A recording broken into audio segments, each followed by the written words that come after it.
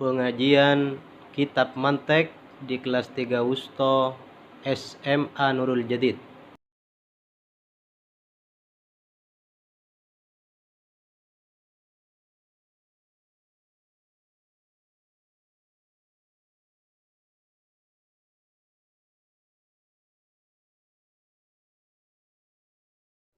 Halo, assalamualaikum anak-anak.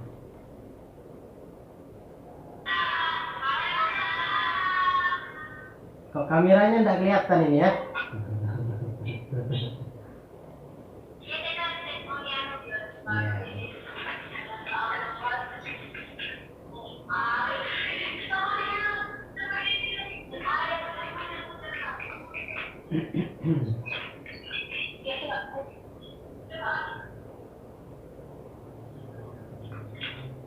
Alhamdulillah. Ya. Baru bangun ya? Istirahat ya? Istirahat ya? Iya, dibangunin dulu dah. Siap-siap. Nyantai dulu dah. Kasihan tuh yang baru bangun tidur. Dari tadi sudah nunggu ini. Dari tadi nunggu kok belum masuk ini saya. Apanya?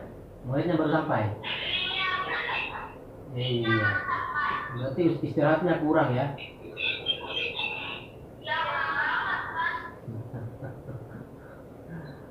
Iya.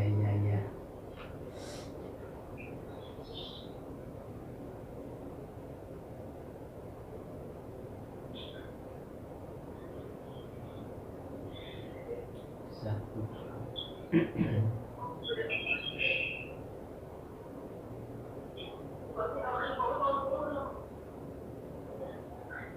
Yang masih ngantuk tidak apa-apa, uduk terlebih dahulu ke kamar mandi.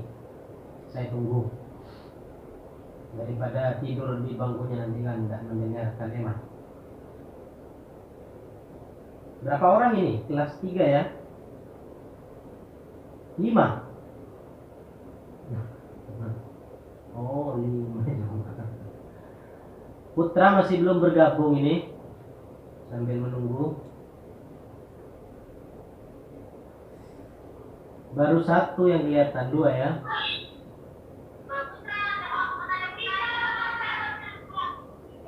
Apanya? Putra belum kelihatan ini.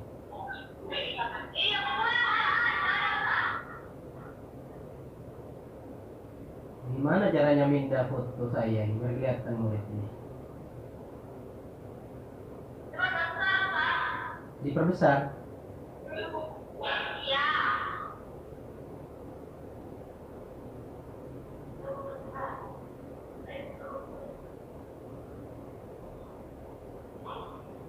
Berapa baru? Muridnya 3 orang ya? Iya, mana lagi? Satunya mana? Ke kamar mandi. Kitabnya sudah punya ya? Oh, masih belum? Ya, sudah 3 kali pertemuan ini masih belum? Ya, suruh fotokopikan ya ke Pak siapa? Pak Suhaili, Ustaz Suhaili ya. Yang datang di absen. Sambil menunggu yang putra masih belum gabung juga ini. Ya, temannya lagi 1. Sedikit sekali soalnya ini muridnya kelas 3 ya. Coba itu yang tak kelihatan kamera coba ke. Nah, gitu, jangan ngintip lah, nggak kelihatan nih. Biar kalau tidur kan kelihatan.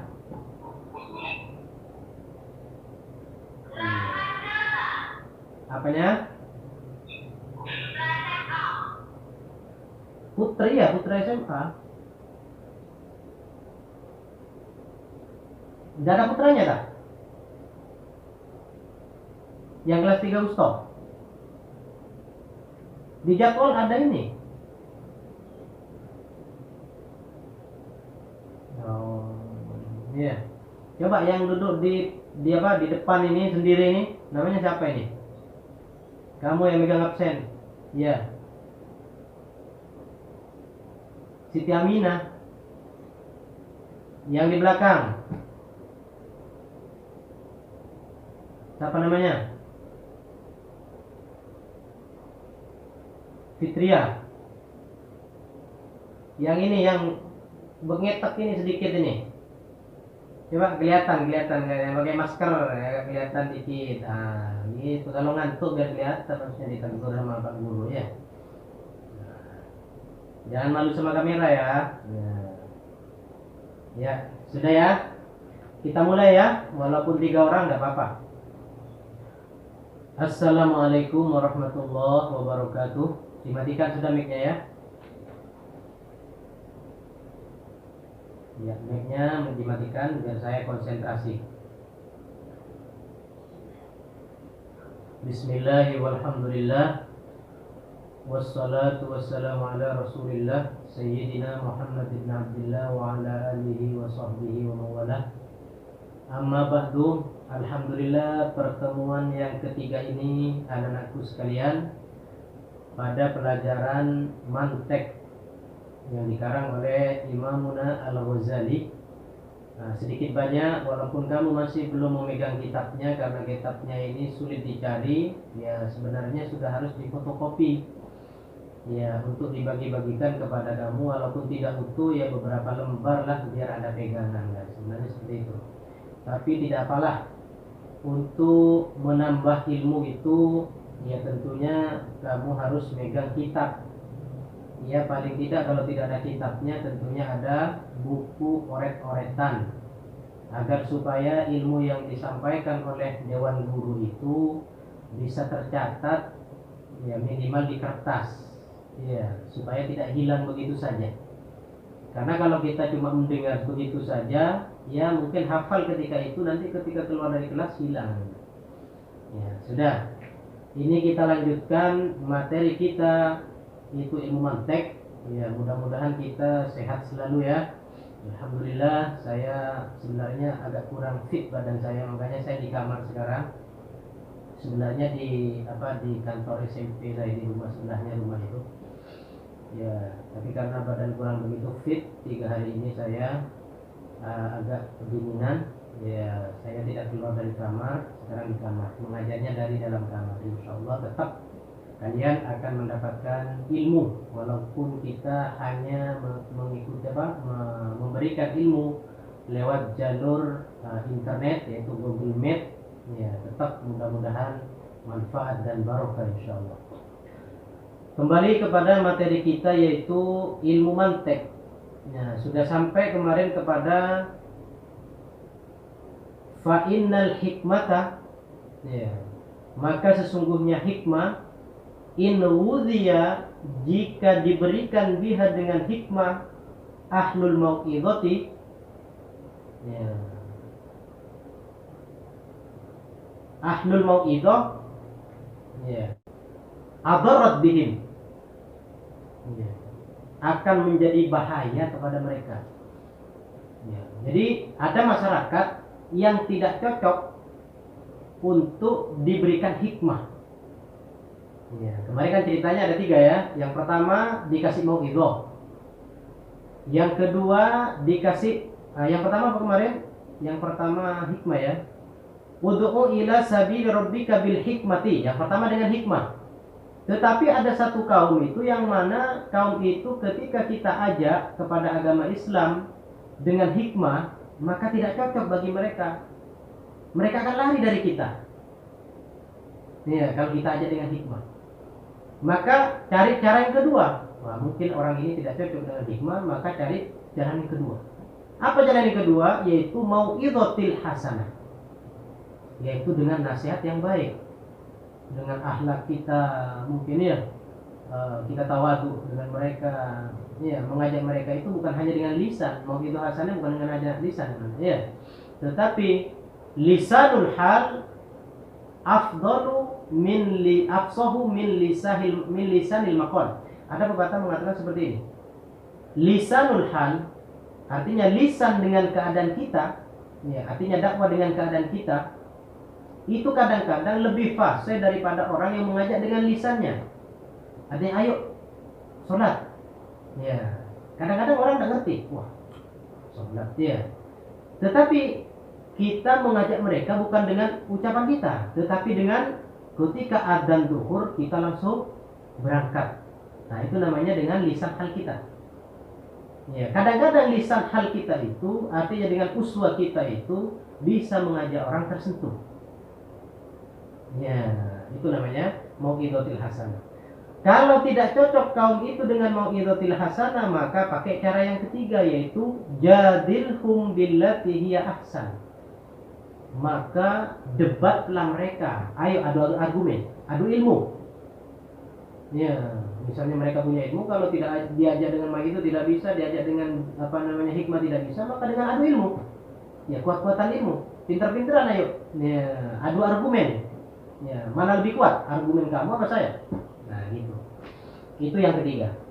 Makanya di sini fa'inal hikmata, maka sungguhnya hikmah inuhudiyah apabila diberikan biha dengan hikmah itu ahlul mau'idhah. Ya, hikmah diberikan kepada yang ahlul mau'idhah. Adarrat bihim, akan berbahaya ini. Jadi kalau ada orang atau masyarakat yang cocok dengan mau'idhah, jangan dikasih hikmah. Ya, mereka tidak akan ikut kepada kita, bahkan lari karena tidak cocok. Ya, seperti kamu sakit. Ya, sakit biasanya cocoknya kamu ke bidan Dian misalnya, pulang ke rumahnya sakit. Ya, bidan Dian ini murah, misalnya 25.000. Tapi kamu ketika cocok sama dia, ya, baru nyampe ke dia disuntik, pulang sudah sembuh kamu. Kenapa? Cocok, obatnya cocok, walaupun murah. Nah, satu saat kamu sakit, bidan Diannya tidak ada, ditutup. Ya, orangnya lagi bepergian mungkin. Kemudian kamu datang ke dokter lain, yang mana dokter itu mungkin lebih mahal, 50.000, bahkan mungkin spesialis bisa 200.000. Tapi kamu tidak cocok sama dia, tidak akan sembuh itu. Ya semuanya memang Allah Subhanahu Wa Taala yang mengatur masalah kesembuhan itu. Tapi biasanya cocok-cocokan, seperti saya. Saya biasanya cocok kalau sakit itu ke bidan itu di sebelah rumah saya, murah, tapi cocok. Ya. Dibawa ke orang yang lebih mahal, tapi tidak cocok, dia tidak mungkin sembuh. Nanti baliknya lagi kepada bidan yang biasa meriksa kita. Nah itu. Nah, jadi ini juga cocok-cocokan kita di dalam dakwah itu, cocok-cocokan juga. Ya, kadang orang itu cocok dengan hikmah. Makanya di sini ada 3. Kadang cocok dengan mau'izah hasanah. Kadang cocok memang dengan debat. Harus didebat dengan ilmiah. Dengan ilmu yang kita miliki, ayo adu argumen. Kalau kamu kalah nanti ikut saya. Nah, gitu. Nah, itu namanya dengan mujadalah. Jadi kalau hikmah itu diberikan kepada ahlul mau'izah, adarat bihim, akan berbahaya. Tidak dapat mengajak mereka, bahkan mereka lari. Kama tadurru tifla ar-radi'a at-taghdiyatu bi lahmit tayri. Kama tadurru, sebagaimana akan membahayakan at-tifla pada anak kecil. Ar-radi'a yang masih menyusu, anak kecil umur 1 tahun masih menyusu. Ya, belum makan apa-apa. Ya, tidak boleh sama dokter. Ya, atau anak kecil yang masih umurnya 1 bulan lah. Tidak boleh makan apa-apa anak kecil itu. Nah, menurut kedokteran, anak kecil tidak boleh makan nasi yang selain ASI sampai berumur 6 bulan. Ya, ngerti? Itu aturan dokter. Tidak boleh dicampur dengan pisang, tidak boleh. Yang penting makannya cuma ASI, minum susunya ibunya. Kama tadur tifla, sebagaimana membahayakan at-tifla kepada anak kecil ar-radhi'ah yang masih menyusu. Apa itu yang membahayakan? At-taghdhiyatu bilahmit tayri. Diberikan makan apa? Burung dara. Burung dara itu kan enak, apalagi kita makan lapar ya. Burung dara digoreng. Nih, ngerti? Digoreng di lalapan di pinggir jalan itu ya. Nah, kita perjalanan berhenti. Biasanya 1 porsi itu 30.000 misalnya ya. Burung dara itu ya. Lain nasi. Itu baru burung dara. Wah, kalau kita makan lalapan, ada capek-capeknya, mantap itu. Ya. Tapi kalau diberikan kepada anak kecil yang masih menyusu, tidak boleh makan makanan lain, kira-kira manfaat enak apa bagaimana? Ya, ngerti? Tidak akan manfaat itu, bahkan akan membahayakan kepada perutnya si bayi. Ya ini ya. Apa yang cocok dengan bayi itu? Yang cocok bagi bayi itu hanya ASI. Walaupun burung dara ini kayaknya lebih enak, lebih nikmat ya, lebih lahap kalau kita makan bagi orang dewasa ya. Tapi kalau diberikan kepada anak kecil yang masih bayi itu, maka itu tidak cocok. Bahkan berbahaya. Sama juga ketika kita berdakwah kepada orang-orang di sana nanti ketika kamu pulang ke masyarakat. Ya, ada sekelompok yang sifatnya seperti ini. Ada sekelompok lagi kaum lagi adatnya seperti ini. Ya, ada kaum lagi yang lain adatnya seperti ini. Nah, makanya kamu nanti bisa mengukur dengan belajar mantek ini, kamu nanti bisa mengukur. Oh, ini kayaknya cocok dengan mauidhah hasanah. Oh iya, kayaknya ini cocok dengan hikmah. Oh iya, kayaknya cocok ini dengan mujadalah. Tetapi mujadalahnya jangan ingin merasa menang sendiri, jangan. Tetapi harus pakai ilmiah dengan ilmu yang kamu miliki. Ya. Jadi kalau anak kecil, ya, yang mana anak kecil itu masih menyusu kepada ibunya diberi makanan darah, burung darah. Itu bukan bermanfaat kepada anak kecil, tetapi bahkan membahayakan kepada lambungnya si anak kecil tersebut. Ya, lanjut. Wa annal mujadalata in istu'milat ma ahli hikmati isma'zu. Ya. Dan bahwasanya al-mujadalah, berdebat, in istu'milat apabila digunakan mujadalah itu, berdebat itu, ma'a ahli hikmah, kepada orang yang berhak mendapatkan hikmah. Ya. Ada kaum berhak mendapatkan hikmah, ternyata dipakai mujadalah sama kamu, didebat. Wah, ini dalilnya ini begini. Wah, ini tidak cocok. Mereka bukan makna ikut kepada kamu, tetapi mereka bahkan lari dari kamu. Ya, ini fungsinya nanti belajar mantek kamu.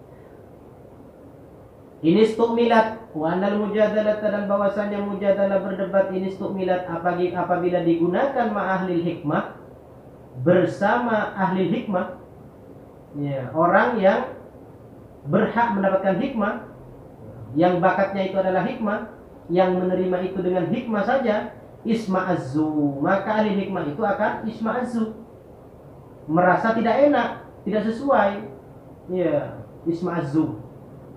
Ya, jadi kalau ahli hikmah diberikan jidal dengan kamu, diberikan debat, maka dia akan isma'azzu, merasa jijik, merasa tidak enak. Ya, ngerti? Nah, itu. Kama yasma'izzu, sebagaimana yasma'izzu, merasa tidak enak, tab'ur rajuli, kebiasaan orang laki-laki yang sudah besar. Ya. Laki-laki yang sudah besar, ya, yang kuat, gagah. Seperti saya misalnya, ya, sudah agak besar, sudah kuat, sudah gagah. Minir tidoi bila banil adami, dari menyusu dengan susu al-adami, manusia. Ya, ngerti? Nah, seperti saya sudah orang besar, ya, disuruh nyusu, ya. Suruh nyusu kepada siapa? Ya, kepada siapa saja. Ya, niscaya saya merasa jijik anak-anak. Sudah besar saya kalau anak kecil. Ya, kalau masih bayi suruh nyusu, ya, nyusu ke sini, nyusu ke ibunya, nyusu ke orang lain, ya. Nah, ngerti? Nah, tapi kalau sudah besar, sudah dewasa, ya, ngerti? Disuruh nyusu, ya, seperti bayi, ya, merasa jijik anak-anak. Ya, merasa jijik. Ya. Wa anna man istamala, wa anna, dan bahwasanya man istamala al-jidala, orang yang memakai jidal, yaitu perdebatan, ma'a ahli jadali, ya, bersama orang yang ahli debat, la bi tariqin ahsan, tetapi tidak dengan jalan yang bagus, kama naqal Qur'an, sebagaimana Al-Qur'an itu mengucapkan, ya, sebagaimana Al-Quran itu membicarakan, wajadilhum billati hiya ahsan. Ya, kalau sudah tidak bisa hikmah mauidhah, maka jadil. Kita disuruh dengan Al-Quran, Tetapi jidalnya itu, debatnya itu bukan sembrono, bukan menghina, bukan. Itu namanya merebut kemenangan sendiri. Iya, berarti merebut kemenangan sendiri. Bukan begitu caranya debat. Bagaimana caranya debat? Caranya debat itu sudah diajarkan oleh Al-Quran. Ya, wajadilhum billati hiya ahsan. Ya, artinya debatlah mereka dengan cara yang bagus, yang sopan. Ya, pakai ilmu debatnya, bukan menang-menangan, ya, bukan mengejek, bukan. Ya, pakai ilmu. Karena kaman ghadal badawi bi khubzil burri. Karena adanya kaman seperti orang ghada yang makan al-badawi. Ya, ghadal badawi, orang Badawi. Ya, orang Badawi itu makan apa? Al-bur. Apa itu al-bur? Yaitu gandum. Orang Badui makan gandum. Wa huwa yang lam ya'laf illa bitamri. Sedangkan orang Badu itu, tahu kamu orang Badu anak? Ya, ngerti? Nah, kadang-kadang di Indonesia ini salah paham kadang-kadang. Disangkanya orang Badu itu orang yang hitam-hitam yang ada di Mekah itu ya. Bukan itu salah paham. Ya, cerita-cerita jemaah haji atau orang yang umrah baru sekali ke sana cerita rumahnya, banyak orang Badu itu di Mekah ya, bukan ya. Orang Badu itu anak-anak seperti kita di sini ya. Orang Badu itu orang pegunungan. Ya, kalau kita di sini orang Krucil ya, orang Tiris itu ya. Orang atas itu, orang Andung Biru itu namanya Badu. Kalau bahasa Arabnya Badu namanya ya. Kenapa dinamakan Badu? Karena dia jauh dari kota. Ya, hidupnya jauh dari kota. Jadi sulit mendapatkan informasi perkembangan yang terjadi di dunia ini. Itu namanya Badu. Ya, tidak harus orang hitam. Orang Badu itu tidak harus orang hitam. Ya, ada yang putih juga ya. Ada yang ganteng juga, ada yang putih, yang perempuannya yang cantik, ada banyak. Nah, jadi tidak identik dengan orang hitam itu orang Badu. Ya, ada juga yang hitam. Ya. Jadi cerita-cerita yang dibawa orang yang baru sekali umrah atau sekali haji itu ya banyak yang salah kadang-kadang. Nah, ngerti? Nah, makanya kita harus pengalaman. Ya, ngerti? Karena saya tinggal di Mekah itu 3 tahun. Ya, 3 tahun saya di Mekah. Ya. Kembali ke Mekah lagi sudah 3 kali. Ya, jadi kita tahu. Ya, sudah. Jadi orang Badu itu adalah orang yang tinggal di pedesaan yang jauh dari kota, dari Mekah jauh. Ya, kalau di Mekah itu di mana? Ya di Abha. Nah, ada namanya Abha. Itu jauh dari Mekah, dari Mekahnya jauh. Ya, Badu namanya, Badu. Ya, sudah. Jadi orang Badu itu dikasih makan syair bur. Ya, khubus bur artinya apa? Roti dari gandum. Ya. Sedangkan mereka tidak pernah makan roti dari gandum, tidak tahu perkembangan. Ya. Apa mereka sehari-harinya? Sehari-harinya makan tamar. Apa itu tamar? Ya, kurma. Sehari-harinya makannya tamar, karena tidak ada toko dari kota di situ, tidak ada pengiriman barang ke situ. Ya, yang jualan roti yang dari gandum itu. Kan tidak terbiasa. Bagaimana kalau dikasih gandum? Dikasih roti yang terbuat dari gandum, ya tidak terbiasa, tidak merasa enak. Karena bukan makanannya kan. Ya, seperti kamu di sini. Makan apa kita di sini makannya? Ya, makan beras putih. Ya, ketika ke Mekah dikasih roti. Ya, sama daging, namanya sandwich. Ya, atau dikasih nasi juga, tetapi tidak sama dengan kita. Namanya nasi Bukhari misalnya. Atau nasi mande. Ya, ikannya besar-besar. Ya, ngerti? Ikan kambing. Kamu tidak terbiasa. Kamu bilang, Anda enak ini. Ya, makanannya kok tidak enak ini. Nasinya besar-besar, jijik kayak cacing. Ya, kayak ulat. Kenapa? Karena kamu tidak terbiasa. Kemudian dikasih makanan sandwich. Ya, atau pizza. Dikasih sarapan itu pagi. Kamu nanti bilang habis makan, kita makan babon. Ini mereka akan dari mata dengarkan. Padahal kamu itu orang Arab, kalau pagi itu makannya cuma makan pagi itu cuma apa? Tamis. Tidak makan nasi. Nasi nanti siang. Ini ya, jam 2, jam 1 baru nasi. Jadi pagi itu makan tamis, roti yang dari gandum itu cuma. Pagi kenyang sudah. Karena sudah terbiasa seperti itu.